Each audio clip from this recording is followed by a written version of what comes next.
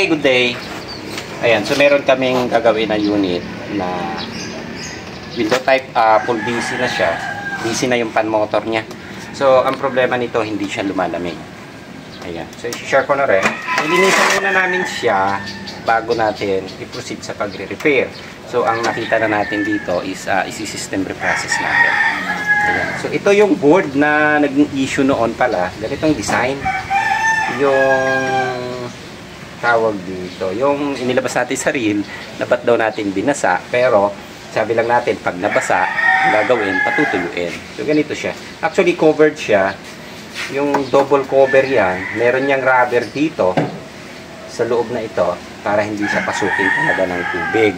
Kaya lang, pagka mga issue na dating nabuksan na, natatanggal na yung rubber, kapag naanggian or na-sprayhan ng pressure washer, yung tubig pumapasok na talaga doon sa loob nito.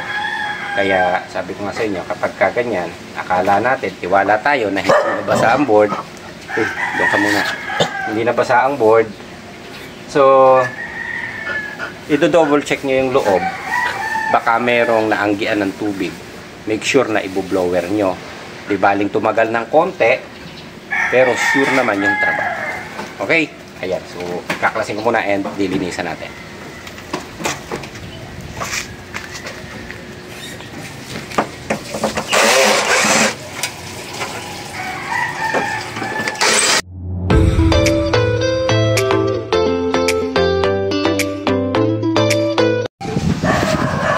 Dilinisan na namin tong unit. Ang binaklas ko lang ito.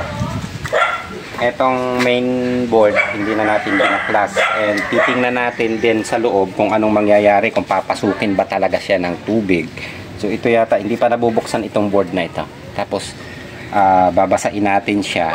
Tapos titingnan natin kung yung loob ba talaga ay pinasok ng tubig. Pagka ganito mga silyado. Kasi ito, kapag ka nasa labas ng bahay, nakakapasok yung tubig pa rin dito sa loob nito. Ayan, so parang titingnan natin kapag pin-pressure washer naman natin at medyo mineral cleaning kung itong loob ng board ay papasukin niya. Ayan, so tinanggal ko lang itong display board kasi siguradong papasukin ng tubig yan dahil butas yan dito. So ito lang tinanggal natin. Basahin mo na rin, bossing, para babasahin na natin yung ayan, okay na, bababa natin dito, tungan mo ako. Sige. So tatanggalin na rin natin itong cover na ito. Kasi isa ito sa, usually kapag luma na ang unit, isa ito sa nakakasira ng compressor. Dahil yung gilid nito, butas yan eh. Kapag umuulan, nababasa din, useless din ito. So yung takip na ito, hindi rin naman siya ganun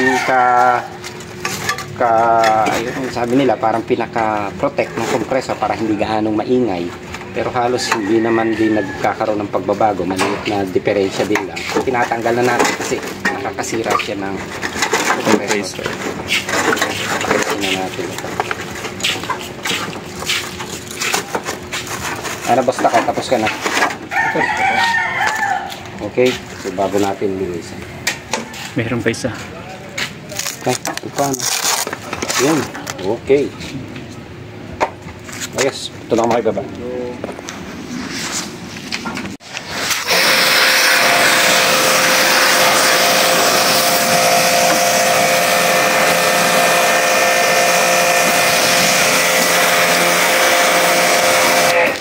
So ayan makikita nyo, binasana natin siya ng direkta ng pressure washer. Then titingnan natin yung loob kung talagang pinasok siya ng tubig. Itong board na to hindi pa to nabubuksan. So sabi ko nga sa inyo, meron niyang mga silicone dito and may rubber siya na inilalagay dito sa gilid para hindi pumasok yung tubig. Tapos yung pinaka board, naka double cover pa yan sa loob. So eksperimento na rin natin dito. Total i-repair naman natin. Kung nabasa man, ang gagawin lang natin, patutuyuin natin ng maayos din yung board. So ginawa lang namin ito para makita nyo kung talagang pinapasok ng tubig. Pero ang tamang procedure na gagawin dapat dito, kung hindi nyo man nabaklas yung board, babalutan nyo ng basahan and lalagyan nyo ng plastic. basahan, tapos plastic. Or, kung kaya nyo naman baklasin lahat at hindi kayo mahihirapan, tanggalin nyo para safe. Yun ang tamang procedure ha. Hindi yung ginawa namin. So, binasa lang namin ito para pakita sa inyo kung papasukin ng tubig yung loob. Okay. So, a-applyan na rin natin siya ng Amber Protect dahil masyadong madumi na rin para malinis yung unit natin. So, mag-a-apply lang tayo ng Amber. Okay, so gagamitan natin siya ng Amber Protect para siguradong malinis na malinis. Ayan. So, ang gagawin natin sa Amber Protect is puro ang ginamit natin. Ayan puro na i-apply natin. Okay? Ayan. So, shout out sa taga Amber Protect. Thank you do sa pinadalan yung product. Ayan. So, available ang Amber Protect dito sa amin. Marami kaming stock. Kung gusto nyo kumuha, direkta dito meron. Meron din tayo sa TikTok kung gusto nyo mag-order. Ayan. So, ito, pure na Amber Protect. Ito na yung i-apply natin. So, ayan. Ganun lang naman ginagawa natin. Hindi na natin inilalagay sa spray bottle. Direkta na natin nilalagay dito.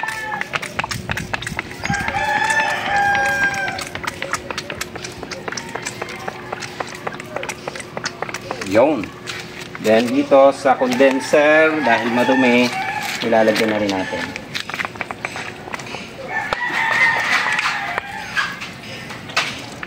Ayan. So nakaubos tayo ng isang puno dito. Magdadagdag pa tayo ng konti. Kalahati. So isa't kalahati din ang uubusin natin.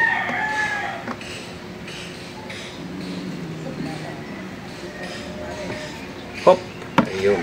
Okay.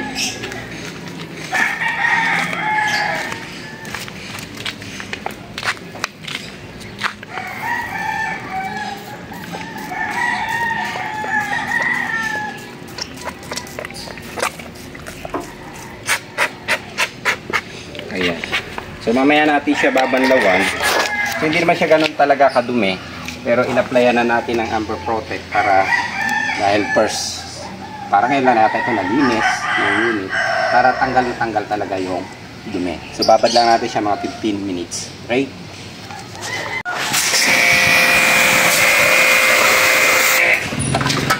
So ayan nga, after 15 minutes na binabada natin ang Amber,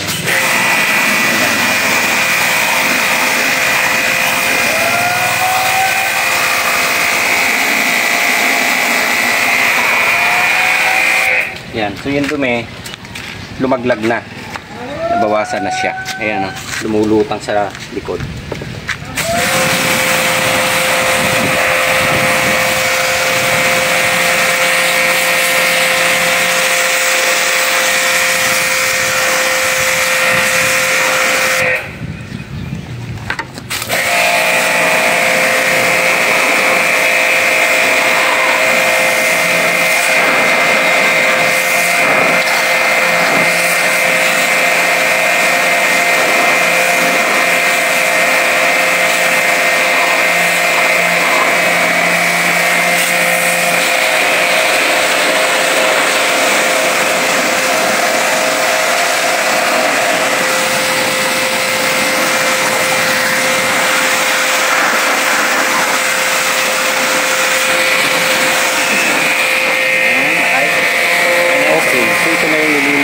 Na unit, and babaklasin natin yung board na ito.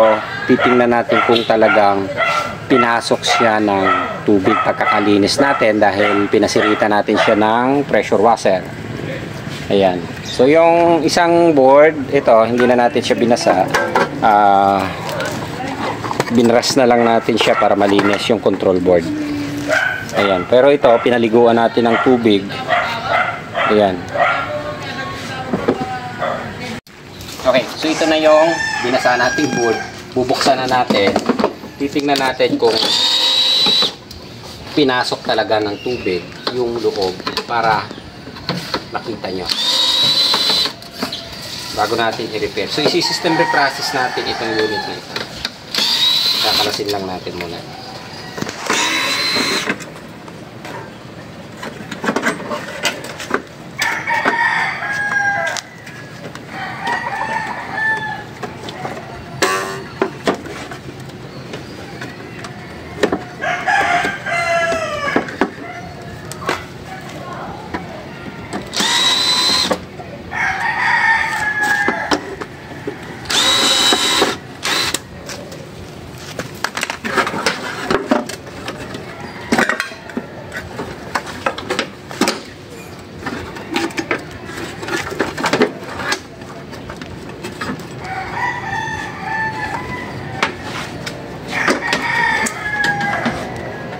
sabi.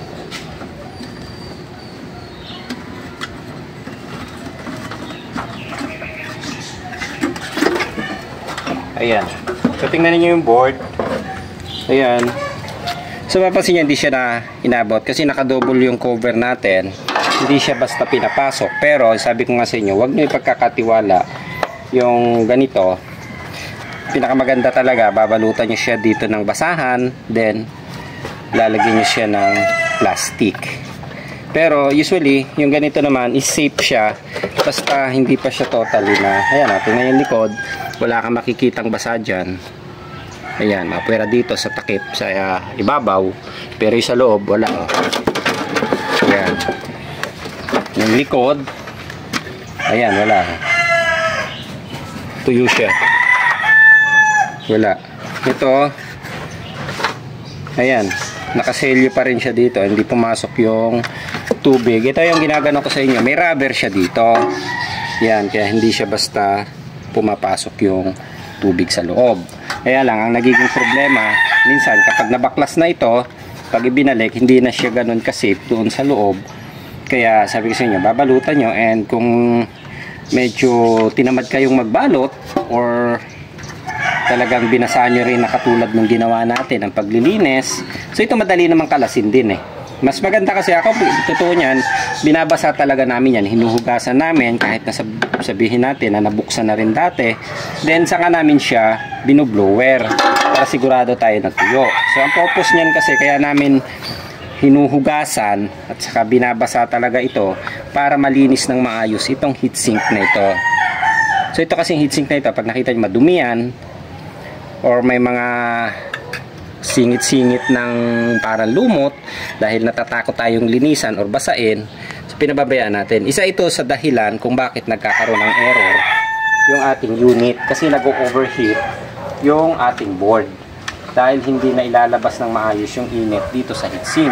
So yun yung isang purpose kaya hinuhugasan din namin, and mas maganda kung nalilinis talaga yung board. Pero sabi ko nga, hindi naman talaga advisable na babasain yung board. Pinabasa lang namin ang board kapag may mga pagkakataon na marumi, kailangan namin hugasan. Pero yung mga ganito na malilinis naman, hindi talaga. Yung nakita nyo kung bakit namin binasa, para lang ipakita sa inyo na ito naman ganito is safe kung hindi pa talaga siya nabubuksan. Pero kapag nabuksan na, nakatulad nito, maaaring pasukin na siya. And kung nabasa man, nakatulad nung nangyari na ginawa natin, na aksidenteng nabasa or talagang nilinis nyo siya na may tubig, kakalasin nyo siya, lower nyo, patuyuin nyo. Yun lang naman solusyon eh, patutuyuin. Ano? Yun. So, purpose lang ng video na ginawa namin na yun kanina, kaya binasa ko para makita nyo kung papasukin talaga siya ng tubig or hindi. Pero ang tamang procedure ng paglilinis, hanggat maaari, malinis nyo lang ito ng maayos, balutan nyo ng basahan kung tinatamad kayong magbaklas, at saka plastic para hindi pasukin ng tubig. Then, kung tansya nyo na napasok ng tubig, wala kayo ibang gagawin kundi patuyuin, luwirin bago nyo gamitin. Okay, so ito yung second part ng ating ginagawang video. Yung kanina is nilinis natin. Ngayon magsi-system reprocess naman tayo. So tinanggal ko na lang ito and maglalagay tayo ng access valve dito. So hindi ko alam kung saan pa ang butas nito. Actually wala siyang kakarga-karga eh. Walang kahangin-hangin yung loob. So ibig sabihin medyo malaki yung butas nito. Okay. So system reprocess ang gagawin natin at saka leak repair. Kadalasan dito naman natin nakikita ang leak, pero gagawin natin mamaya, lalagyan natin ng pressure. So ikakabit ko lang ito. Yan. Okay.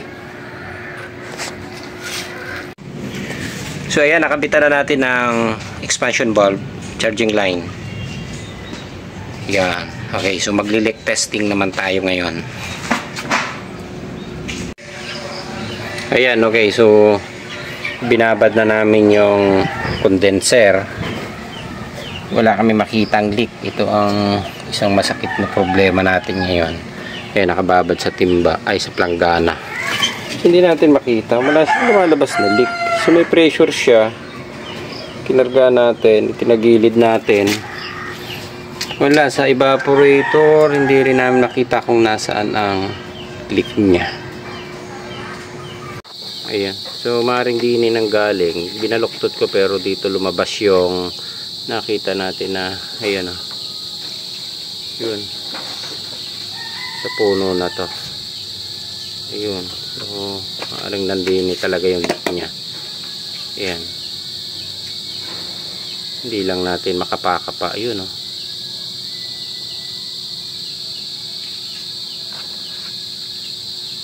Yun. So, gagawin natin, guguntingin natin to para may adjust tong ito yung bakal para maihinang natin dahil nasa puno siya. Yan o. Dito. Okay. So, yan ang gagawin natin yan.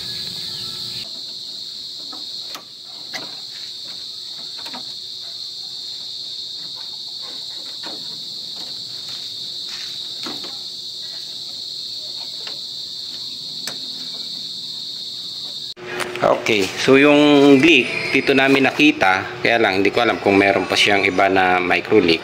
So yung taas na ito, ang ginawa namin, dinugtong na namin ng panibagong tubo and kinating namin itong bakal, tapos dinugtong yung panibagong tubo dito. Ayan, so balikan lang ulit natin. So, ngayon ay minomonitor natin yung aming reels na inilabas. So meron talagang mga nagbabas na nasasabihan pa tayong bobo. So yung ginawa ho namin video is hindi ho para sa amin dahil alam namin ang ginagawa namin unang-una. Ayan. So inilabas namin yung video na yan at binuo namin yung content para ma-share sa inyo. Ayan. Yung sabi ko nga sa inyo, itong board na ito, safe yan kapag hindi pa siya nabubuksan. Pero kapag katulad niya na nabuksan na natin, possible na papasukin niya ng tubig. Pero ang pinaka-safe na sinasabi natin, yung ganitong klaseng board, balutan nyo ng basahan at saka ng plastic bago nyo linisan. Okay? Or, pinaka-safe ay baklasin nyo siya lahat. Ayan. So, kukunti naman ang tatanggalin. Madali lang siyang baklasin. Mabubunot nyo na siya. Ayan. Okay. So, ito yung sinasabi ko sa inyo takip. Nasaan na ba yun? Eto, yung original na takip niyan, may rubber yan dito. Yan o, nakadikit. So, kahit maanggian niya ng tubig, napapansin nyo itong ganito pagka malakas ang ulan, hindi siya katulad ng ibang brand na pinapasok basta-basta ng tubig. So, itong ganito, hindi gaano. Then, ang kagandahan nito is nakabitin kasi ang board nito, napapaganyan. So, yung tubig, kung nagkaroon man na anggian, tumutulo siya pababa. Bumabagsak. Hindi katulad ng ibang mga board na nakatihaya, kapag ka nagkaroon ng tubig or naimbakan, naiimbak mismo doon sa board. So, yun yung naging corroded, yun yung nagkakaroon na nakakasira ng board. Pero usually, pag ito, naanggian, o kahit nga hindi mo buksan yan yan, kapag binasa mo at hindi mo siya binuksan, huwag mo lang muna gagamitin. Ayun nga lang, medyo mag-aantay ka kahit na kalahating araw na huwag mo isasaksak yung unit. Yung tubig niyan, automatic yan. Tumatagas yan kahit napasukan siya bahagya doon sa loob. Pero ang pinaka-safe talaga, kalasin nyo at i-blower nyo. Kung sinubukan nyo yung ginawa ko na binasa. Kasi ang purpose namin din dito, kaya binabasa talaga namin ng diretso, etong heatsink na ito para malinisan ng maayos. Ayan. Okay. So, shoutout to sa mga nagsabi na bobo ang technician. Ayan. So, follow na lang kayo para makita nyo yung mga ginagawa natin. So, yung ginawa natin doon sa Reels is sinadya natin yan para makita natin kung ano yung mga reaction nyo. Okay? Ayun. Ayos. Ayan. Okay. So, nag-vacuum muna tayo. Medyo sobrang lakas ng ulan. Ayan. Sobrang lakas ng ulan kanina, hindi natin na ituloy-tuloy yung paggagawa ng video. Kaya ginawa ko, nag-vacuum muna and pininturahan ko yung mga gilid-gilid ng unit. And tignan lang natin. Kasi yung ibang leak, hindi ako sure kung meron pa talagang lalabas na leak. Pero dito nga natin nakita yung leak sa ibabaw. So hindi ko alam kung meron pa lalabas. Then observe na lang siguro natin ito. Ayan. Okay, so ang gagawin natin ngayon ay magkakarga tayo ng refrigerant. Ayan. So meron pala ako i-share sa inyo na ginagamit namin. Katulad ito kasi nalobat yung ating timbangan ng pagkakarga ng refrigerant. So meron kaming ginagamit na isa, ito. Shoutout pala sa taga-Kulin, Philippines. Thank you doon sa regalo nyo. Ayan. So ang usapan naman dito is importante na matimbang natin yung refrigerant na tulad nito. Okay, so sinare ko lang ha. Ayun, 00. Timbangan natin kung ilang kilo to. Oh ha. Ayan, 2.31 kilo. Ayos. O yan. O, di ba pwede nyo rin? Kung 2.31 kilo ito. So, ang gagamitin natin dito, usually ang karga nito is 0.6 kilo lang. Mahigit kalahating kilo ang ginagamit. So, babawas tayo dito ng mahigit o nasa kalahating kilo. O, 0.5 lang muna siguro. 0.5 kilo ang ikakarga natin. Importante lang, tinimbang natin. So, paggipitan, pwede nyo nang gamitin to. Importante naman, tinimbang nyo refrigerant, hindi yung kinarga nyo na ikinarga. Baka mamaya sobra-sobra na o kulang naman. At least meron kayong reference kahit paano na tinimbang nyo kung gaano yung napasok nyo. So, mas okay siya kaysa gamitin natin yung tensiometer natin. Okay? At least natimbang, diba? Usapan naman, tinimbang eh. Yun, papasok natin.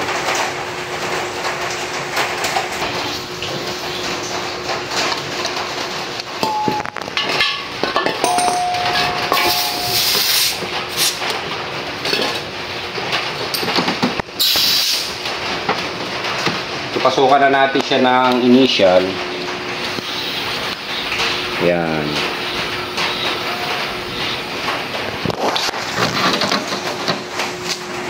Okay. Tapos, bubuhayin natin ang unit.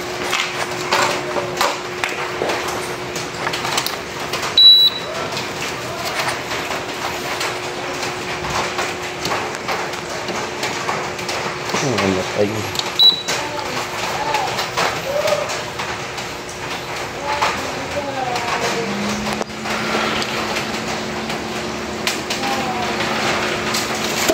Ayan, so yung babawasin natin dito ay mahigit kalahating kilo, 0.6. Ayan. So, unti-unti natin papasukan siya.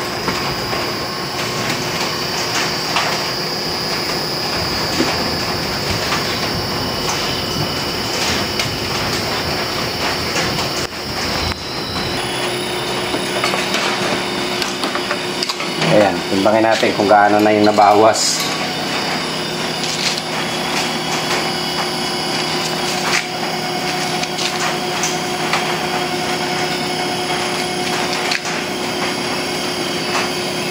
Ayan, nabawas na natin is 0.31, 0.30.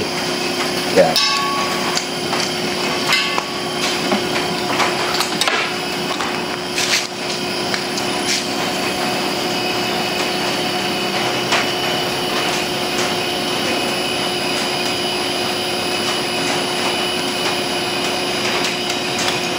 Yan, lumalamig na.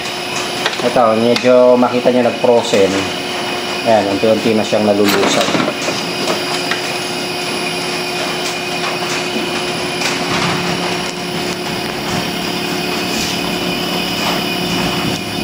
Okay. Ayan, so paggipitan, kapag usually pagka maliliit na unit na ginagawa namin sa labas, yun, ginagamit namin to kaysa naman nagbibit-bit pa tayo niyan, lalo na sa home service. So, ganito na lang ginagamit namin. Timbangan ng isda, ito naman importante naman tinimbang natin.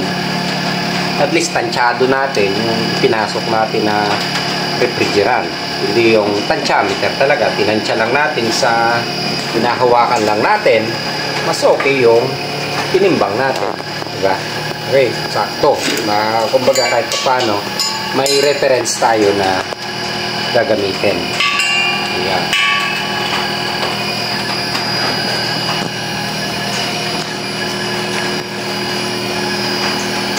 Ayan, so observe na lang natin to. Tingnan ko nga ulit kung ilan na yung madawas.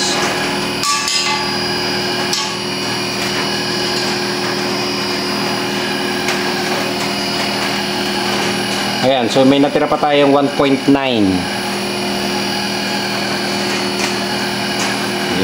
Okay. Hintayin lang natin.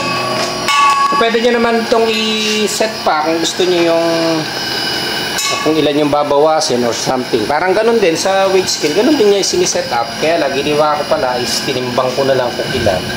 Actually, hanggang ngayon, 1 kilo dapat. Kasi may karga pa ito kanina na kalahating kilo. Yan. Yan. 1.8 pa yung natitira. Okay. So, laki-laki pa kulang. 2.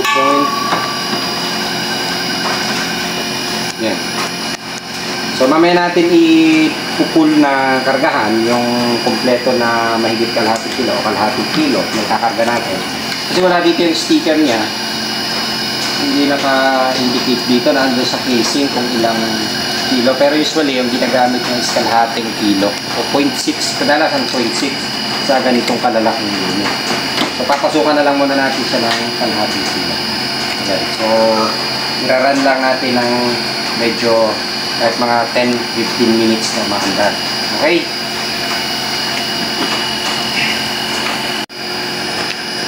Ayan, so yung natira natin is 1.8. O yan, 1.89. So makikita nyo, lusaw na ang yelo. Lumalamig na rin siya. Yan. Tahimik pa, no? Ayan. So, dadagdagan pa natin siya ng konti o isakto na lang natin siya sa 1.8. 1.80. Yan. So, nabawasan tayo ng, kasi 2.31 ito kanina. So, 1.84 na lang. Yan, natitira natin. Yun. Sakto na to. Ito. 1.81. So, ang naipasok natin ay 0.5 kilo na. 2.3 ito kanina. Ayan, 1.81 na lang ngayon. Ayan, sakto. Oh. Nakikita nyo, yung ating tubo, nalobat kasi yung aking pang-check ng lamig. Ayan, oh. Lusaw ang yelo dito. Then, malamig. Pininturahan kasi namin to kaya hindi natin makita yung moisture mismo ng tubo. Dito na. Ayan. Ayan, malamig na ang tubo. Okay na. So, pag panggipitan or talagang wala pa, pwede nyo gamitin itong ganito. Weight scale. Parehas din halos yan. Kasi tinitimbang lang din naman natin yung refrigerant. So wala pang, siguro, medyo low budget pa, hindi makabili ng ganito. Pwede na to. Kano lang siguro, 500 pesos o 300 pesos lang yata to sa TikTok na. Yun. So, okay na. Nagagamit siya kahit paano. Ayan. So, okay na tayo. Ayos.